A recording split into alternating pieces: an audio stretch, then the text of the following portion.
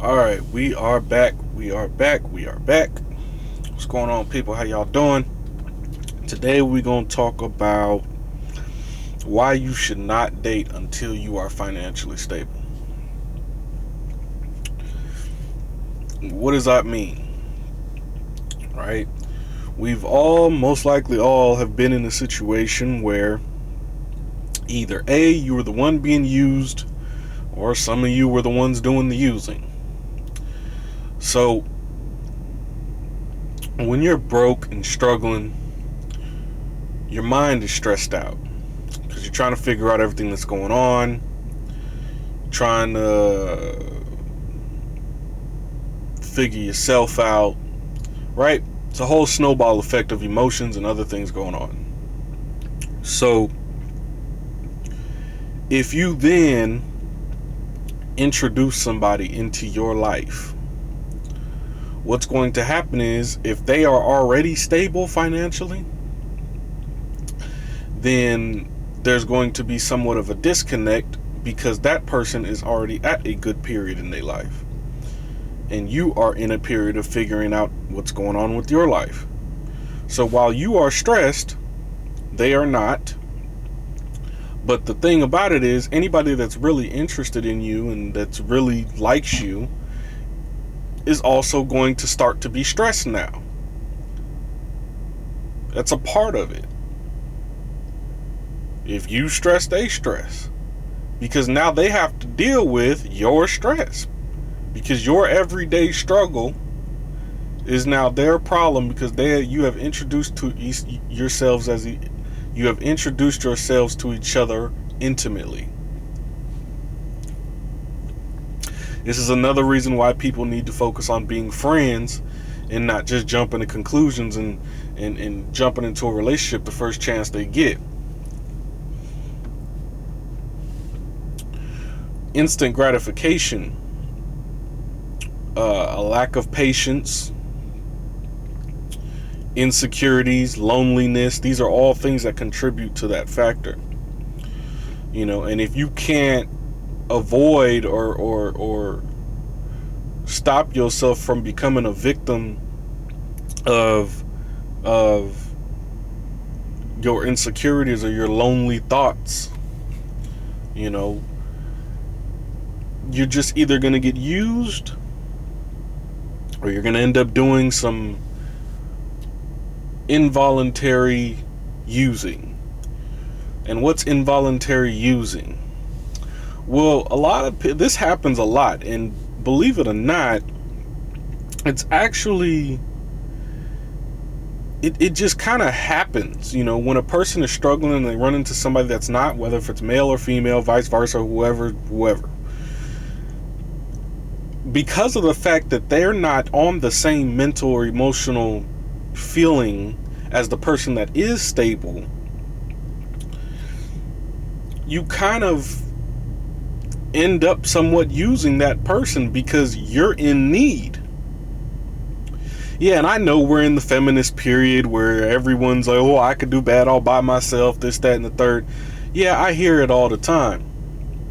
But when you're talking to a man that's already good financially and your everyday is, oh, I need to figure this out, I need to figure that out, oh my God, I don't know what I'm going to do, that takes a toll on him, or if it was a woman, the other person.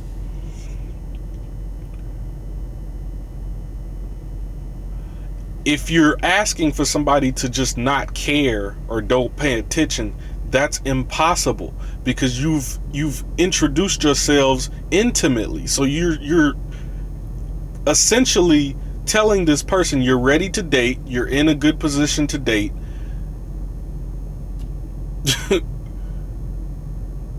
And being broke is not in a good position to date because you can't even focus and give up that person 100% of what they deserve when you're broke. Stress is a major thing that we disregard and neglect in our community. Right? Major thing we disregard. When you're stressed out, the best thing for you to do, Go on and get you some you time. Figure things out first. When you are in a healthier mental and emotional state, then maybe you can date again. But we should all know what happens when you're stressed and broke and you're trying to date. It never goes well. It never goes well. In particular, especially when the man is financially stable and the woman is broke, that's how gold diggers are created, man. Whether it be voluntary or involuntary, there is a such thing as unintentional gold digging. There is a such thing. Just because you didn't outwardly ask him for something, or just because you didn't hint around to something, doesn't mean you're not a gold digger. See, a gold digger is just somebody that uses somebody else for personal gain. Somebody that has a second agenda to what they're telling the other person. Right? So if I'm telling a woman that I like her, she cool, I'm really feeling this woman, this, that, and the third, but in my mind, I'm only wanting her because she got a nice car, nice house. That's a gold digger. Or I'm telling this person, let's say it's a woman and a woman's telling a dude, oh yeah, I'm really feeling you, this, that, and the third, I like you, I don't want nothing from you, I just want to be friends and get to know each other and hopefully have a relationship. All right, cool, that sounds good, right? So what happens in the middle of that, right? She's about to get evicted from her apartment, electric bill's about to go off, right? Phone bill's about to be due, can't pay it. Guess how stressed out she finna be, and guess who that stress is going to fall on? The man. Because either A, he's gonna feel bad. Excuse me. Either A, he's gonna feel bad and want to do something about it, or B, they're just gonna kind of drift apart. They're just gonna drift apart because they're in two different spectrums. They're in two different lifestyles.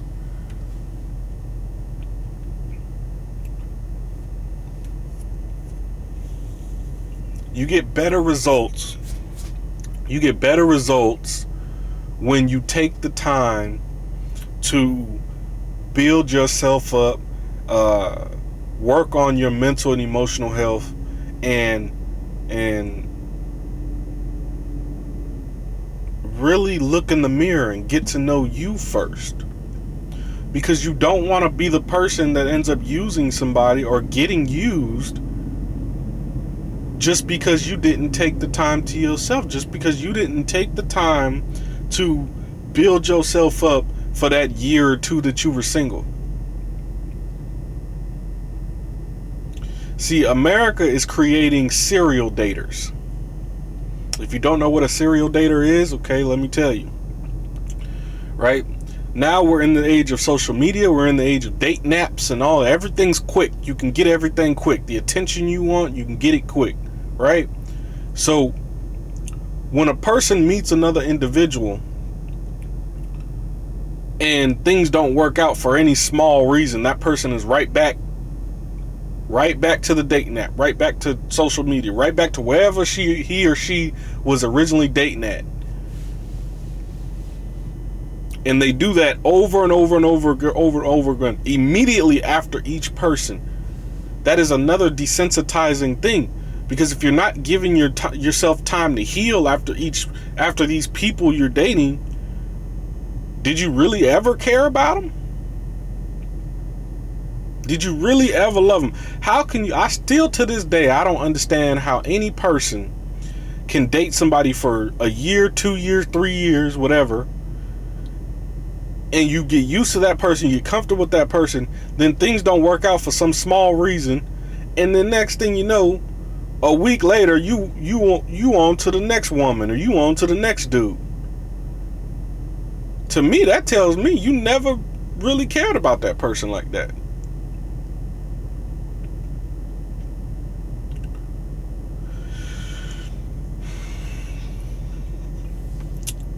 we we have to prioritize what we're doing, because at the end of the day, the disregard and neglect of mental health and emotional health is going to be one of the contributing factors of why we don't get what we deserve in this country. It's just not. We avoid all the things that we should be looking at. Everything that we should be looking at, we avoid. And it's just crazy, man. It's just crazy. But this is the name of the game. This is the name of the game. I also wanted to touch on the Eric Garner situation. I wanted to say rest in peace to Eric Garner, even though this is not a new situation. He's been passed away. But recently it was put out there that the prosecutors will not go after the police, or the police will not, there will be no repercussions basically for the police that murdered and executed Eric Garner. The Justice Department will not do anything. And honestly, I can't help but wonder, how much more are we going to take? How much more of our brothers and sisters are we going to take getting murdered and executed? Are you just going to wait in line? You just waiting in line for your turn, huh? It didn't happen to you, so it don't matter, but yet you post on social media, rest in peace, and you show respect on social media while disrespecting them in real life.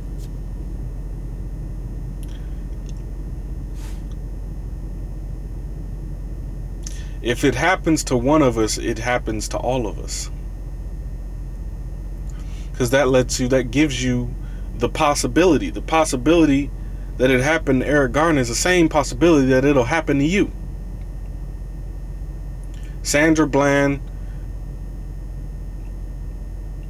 Mike Brown, all of them. We all could be any one of them. And my question is always, well, what happens to your kids?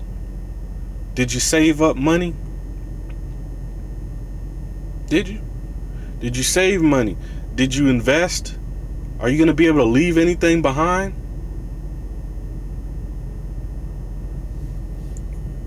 I'm only saying this because we all say we care about our kids, we care about our families, but yet we dwell in a country that disregards us as human beings, that does not look at our lives as significant. And the only thing people can tell me about leaving this country is they're talking to me about buying power. They're talking to me about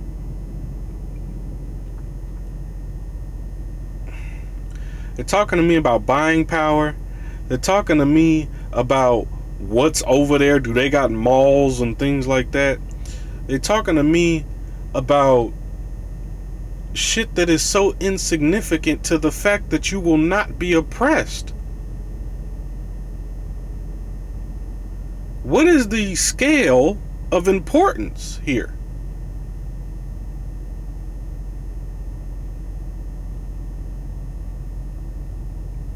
I don't get it. I don't understand the priority list here. In America, we spend all our money on things we do not, that give us no benefit. No real benefit. A man asked me, what's the cost of a Mercedes Benz out there in Africa?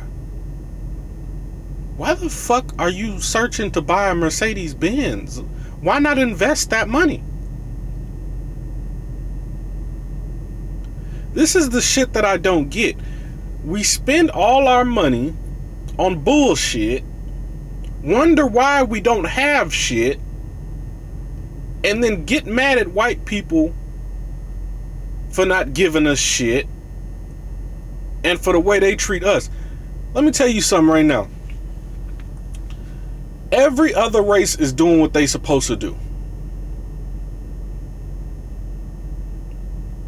They are assuring the longevity of their race. We are not.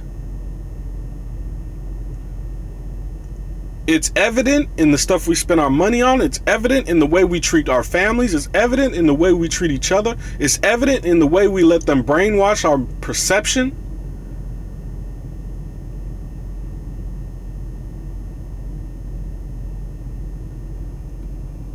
What are we doing?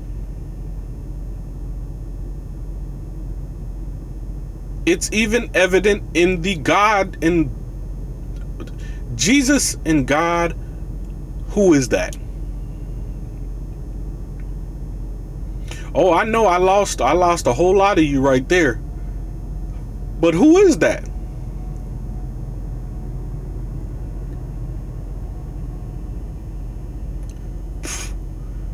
Who is it?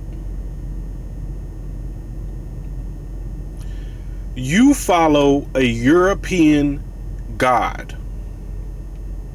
You follow a book made by European people called the Bible. I said this before. Religion is another layer of division.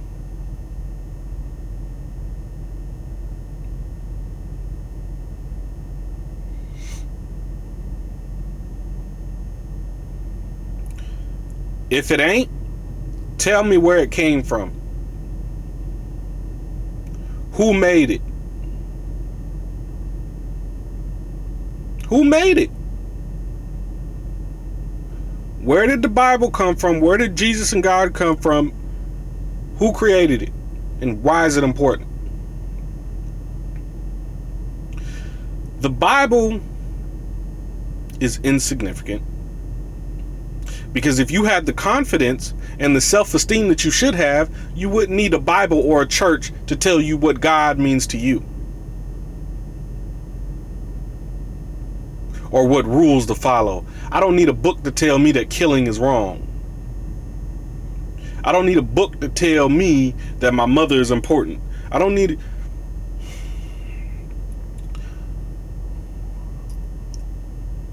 At some point, we got to decide what the hell.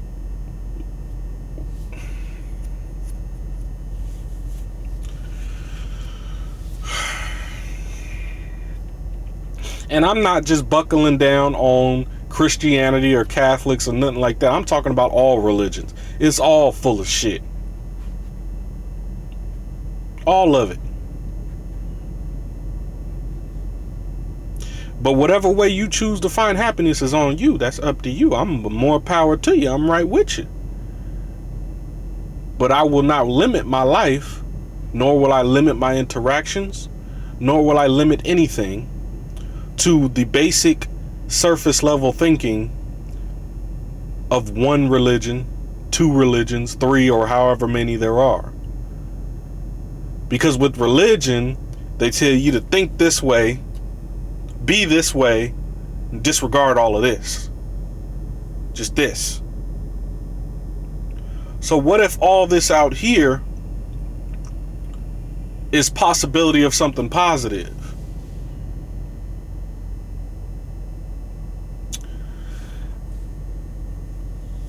I digress.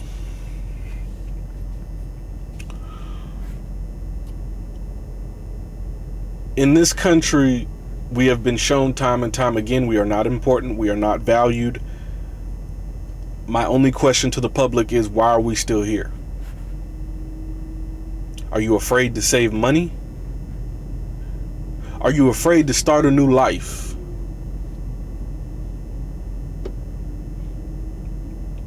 Or are you just too selfish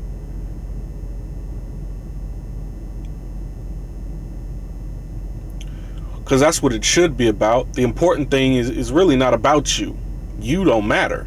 It's about your kids, about your family. Do you really want your kids to grow up in a racist, oppressive environment where your kids can be walking to the school bus and get murdered? I want to confront that. Like, what will you do?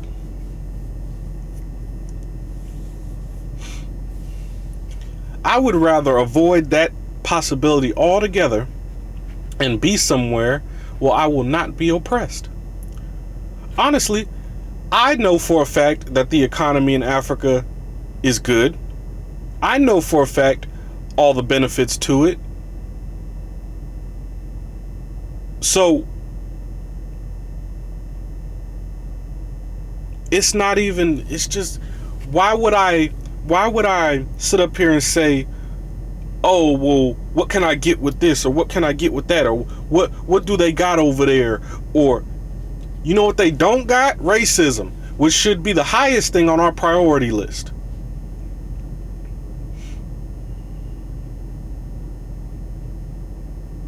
If you care about your kids like that.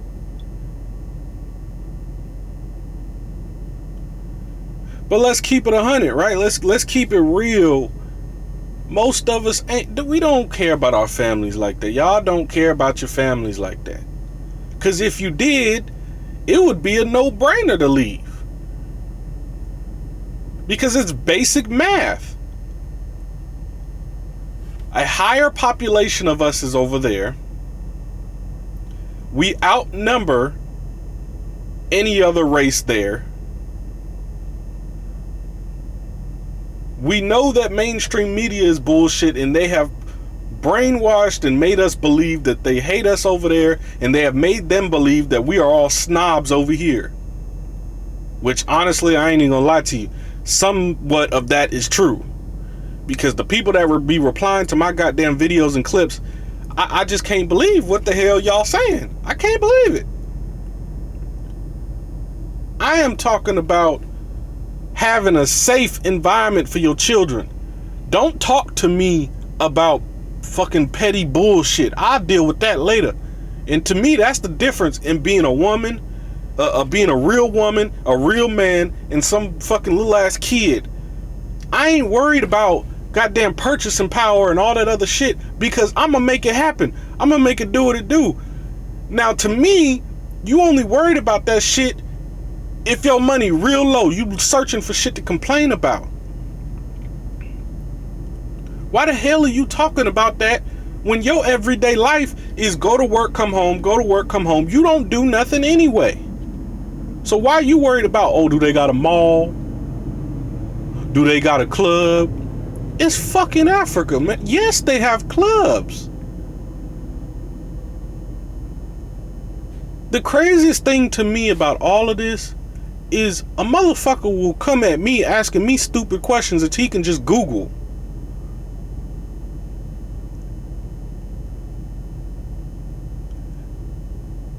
And then you gotta answer the same question 1,000 times in the comments. Motherfucker, just look.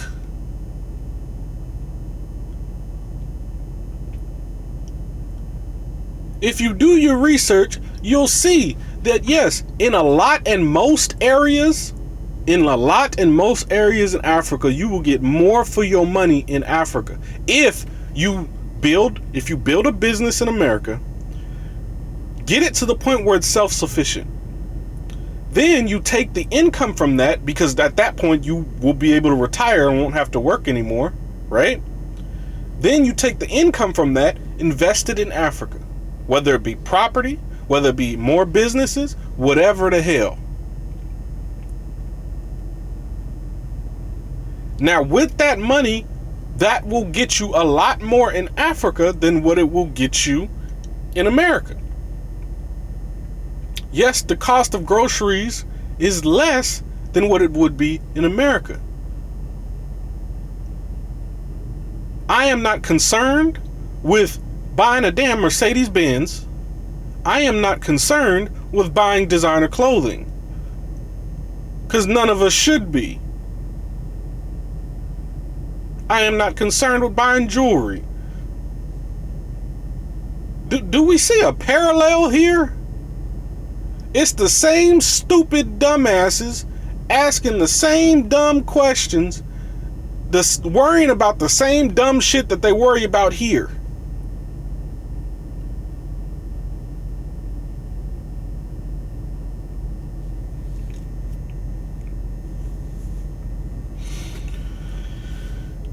All I'm asking is do the research.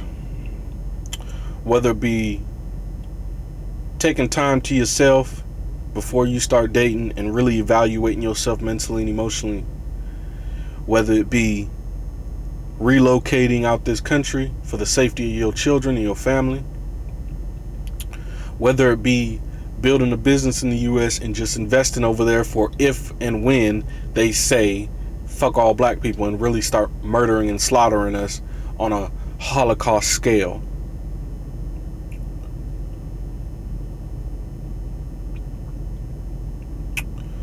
Again, I'm going to say rest in peace to Eric Garner. Rest in peace to every brother and sister that was unjustly murdered and executed on camera and nothing happened. If you think it can't happen to you, it's on the way for you. Keep the faith, stay strong. I'm gone.